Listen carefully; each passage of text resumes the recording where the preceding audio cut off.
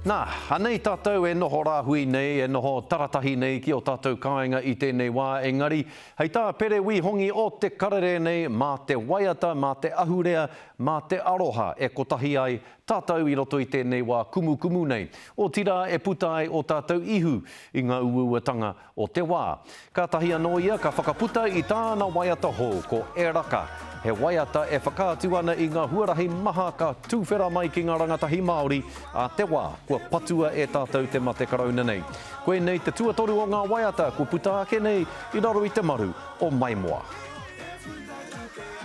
Ko te tino karere i tēnei wā kia noho haumaru tātou i o tātou kāinga. O tira, ko au ka tingia ngā keti puta ki te ao nā reira, mā te aha hoki i tēnei waiata. O tira tēnei kiriata, hei whaka awe, hei whaka tēnā no hoki i a tātou rangatahi.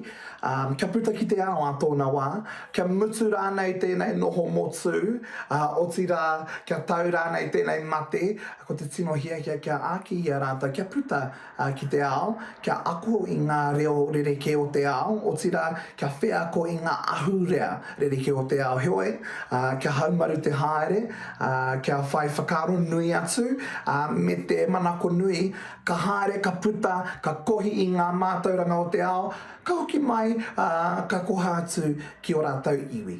Ai. He mea whakaahua te whitiahua nei, te kiriata nei, o te waiata nei, i hapāni i te rātau, nā Aorewa Creative i mahi.